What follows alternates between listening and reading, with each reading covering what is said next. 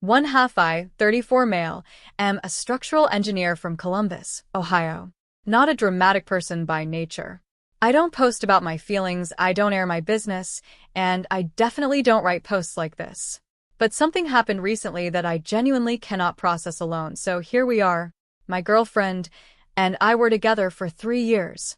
She was 31, worked in marketing, smart, funny, magnetic in that way where she walks into a room and everyone kind of adjusts to her. I loved that about her. I also, eventually, learned that it came with a cost I hadn't budgeted for. We talked about marriage seriously. Not the vague someday kind of talk, actual conversations. We had looked at neighborhoods, talked about kids, argued over whether to hyphenate last names. It felt real. So, I treated it like a real thing worth investing in. I spent 4 months planning the proposal. Flew her parents in from Arizona without her knowing. Reserved the rooftop of the restaurant where we had our first date. Bought an $11,000 cushion-cut diamond ring. The night went perfectly. She walked in, saw her parents, covered her mouth with both hands. I got down on one knee. She said yes before I even finished asking the question. Her mother cried. Her father shook my hand for a long time, the kind of handshake that means take care of her. I went to bed that night thinking I'd finally figured out the hardest part of my life. I woke up the next morning to 17 congratulations texts, a missed call from my mom, and an Instagram notification. I opened it without thinking. Muscle memory. It was her post. Posted at 11:47 p.m., about an hour after I'd fallen asleep next to her. A meme. Bold, white text. It said, "When he finally proposes, but you've already been planning to leave him." She captioned it with 3 laughing emojis and the word LOL. I read it 3 times. Put my phone face down. Stared at the ceiling. Then picked it back up. 112 likes. 23 comments. Her friends saying things like, "OMG, you're so bad," and finally the El Meolo, and one comment that stopped me cold. It said, "You deserve better, babe, we've been saying." We've been saying. Plural. Past tense. A timeline that existed before last night. I typed my comment slowly. Jokes on me then. Posted it. Put the phone down. Got up and made coffee. And started thinking. She woke up 40 minutes later, came into the kitchen in her pajamas, and smiled at me. Actually smiled. "Morning, fiancé," she said. "Morning," I said. She poured coffee, started talking about telling her coworkers, about an engagement photo shoot, about a vineyard in Napa her friend had gotten married at. I let her talk. I was listening to a different conversation in my head, going back through 3 years looking for the cracks I'd missed. Then her phone buzzed. Then again. Then a rapid string of notifications that made her frown and pick it up. I watched her face go very still. "This was just a joke," she said. "I know," I commented. She looked up. "You saw it." "Yeah. Baby, it was a meme. My girls and I do this all the time. It doesn't mean anything, I was just being dumb." "Who said we've been saying?" I asked. Silence. "The comment," I said. "Your friend. What have you all been saying?"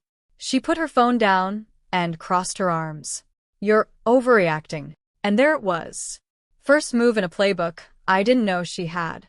Within an hour of that conversation, she had called her mother. I know because her mother called me 20 minutes after that, warm and rehearsed, telling me her daughter loved me and that social media was just how young women vent and I shouldn't read into it. I was polite. Told her I appreciated the call. Then she called my mother, who she'd met maybe 8 times, to tell her I was shutting down emotionally and that she was worried about me. My mother called me confused and slightly alarmed, and I had to spend 30 minutes explaining everything before she said, quietly, "Oh, that's not funny at all." Meanwhile, my girlfriend came to me with a new approach. Tears. Not the ugly kind, the cinematic kind. Mascara barely threatening. Voice at exactly the right pitch.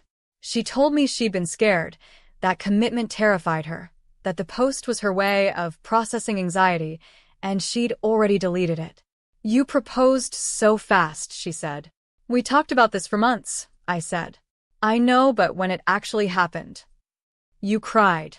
I said. You said yes before I finished asking. Your parents flew in from Arizona. She shifted. Told me I was making her feel like a criminal for one post. That I was being controlling. That if I really loved her, I'd understand that people say stupid things when they're overwhelmed. I let her finish. And I noticed something. She never said she wanted to stay. She said I was overreacting. She said the post didn't mean anything. But she never once said, I want to marry you, and I'm sorry. That's the gap where the truth lives. By day 3, she had assembled what I can only describe as a coalition. Her best friend came over uninvited to tell me I was punishing her for being emotionally complex. Her cousin texted me a 3-paragraph message about how she had been through a lot and deserved patience. Her mother called again, this time with a sharper edge, suggesting that a man who couldn't forgive a joke maybe wasn't ready for the responsibility of marriage. Responsibility. As though proposing with an $11,000 ring after 3 years of serious, intentional commitment was somehow the reckless move here. Then came the one I didn't see coming. She sat me down, very calm, and told me she'd spoken to a therapist. One appointment, apparently scheduled and completed within 72 hours of the post, who told her the meme was a defense mechanism rooted in attachment anxiety. She slid a business card across the table. Already had a couples session pre-booked for us. I picked up the card. Read it. Set it down. How long? I asked. How long what? How long were you planning to leave? She opened her mouth. Closed it. That comment, I said. Your friends said we've been saying. That means they knew something was wrong before the night of the proposal. So how long? She looked at me for a long moment and then said, with genuine frustration, why does that even matter? I said yes. I'm here right now. That's not an answer. You are so exhausting, she said, and walked to the bedroom. That was the moment I knew. Not because of what she said. Because of what she didn't. The ring was still in its box on the kitchen counter. She told me she was afraid to scratch it while she cooked. Right. I drove to the jeweler the next morning. I had bought the ring on a credit card I'd paid off immediately after the purchase, and I still had the original receipt in my email. The jeweler's return policy was 30 days, full refund, original condition. I was on day 5. They examined the ring, confirmed it was in original condition, and processed the return. The $11,000 refund was confirmed to hit my account within 5 to 7 business days, standard policy. Before I left the parking lot, I forwarded her the refund confirmation email. No message. No explanation.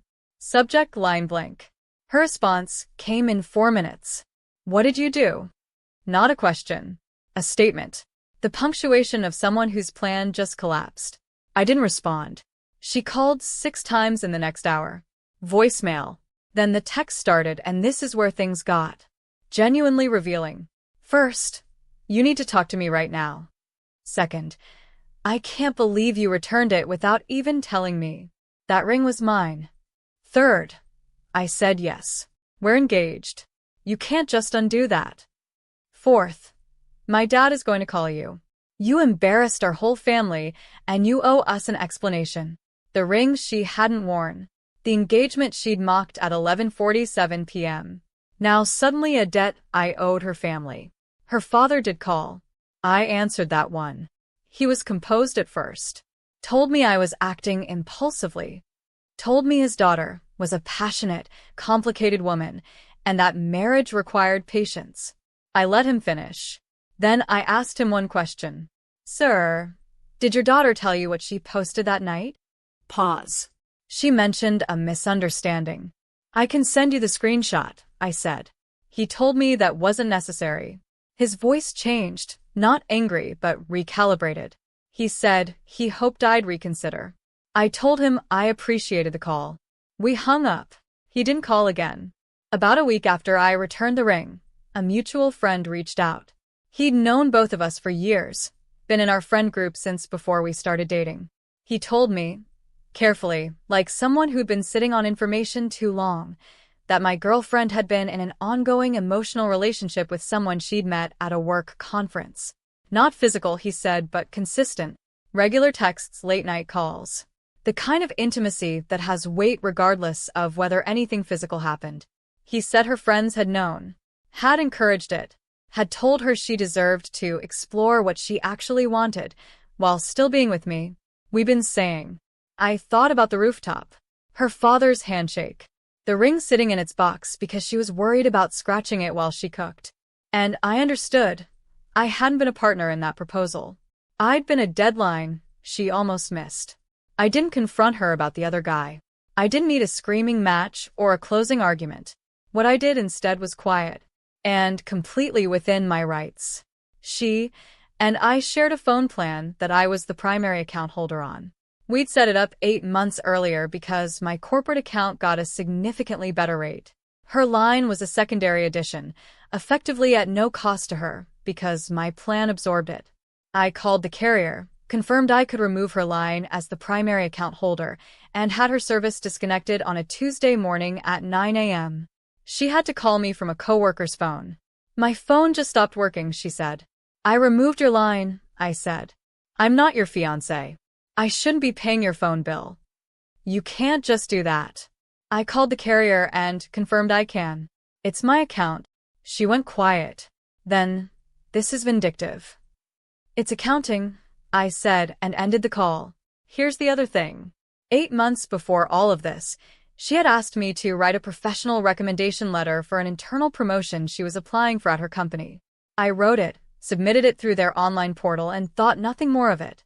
The promotion still hadn't been finalized. I logged back into the portal. I didn't write anything false, didn't leave anything negative. I selected "no longer able to provide assessment" from the retraction drop-down and submitted it. That was completely accurate. I was no longer able to assess her character in good faith.